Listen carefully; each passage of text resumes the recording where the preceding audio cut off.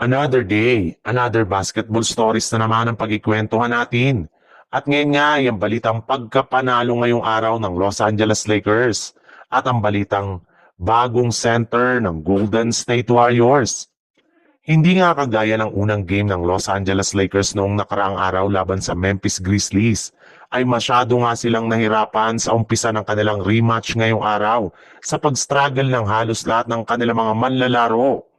Maging si Luka Doncic at si LeBron James nga ay hirap rin nga sa pagtatala ng puntos na siyang rason bakit maaga silang natambakan ng Memphis sa umpisa ng kanilang laban.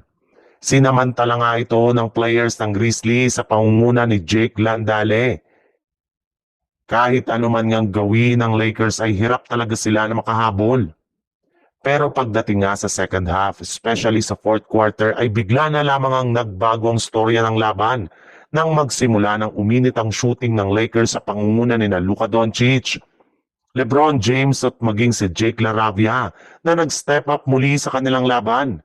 Gamit rin nga ang kanilang ginawang adjustment sa kanilang depensa ay nagawa na nga nilang ma-shutdown ang scoring ng Grizzlies na siyang rason bakit nagawa pa nila ditong makapag-comeback at manalo sa kabila ng napakalamya nilang simula sa kanilang laban.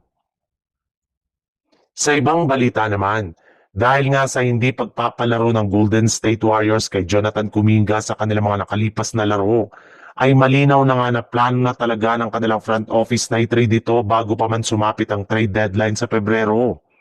Ayon pa nga sa ibinulgar na balita ng isang NBA insider, nagkasundo na rin naman nga ang kampo ni Kuminga at ang front office ng Warriors na ipapamigay na nila siya sa ibang team na makapagbibigay sa kanya ng mas malaking oportunidad na mag-improve ang kanyang performance.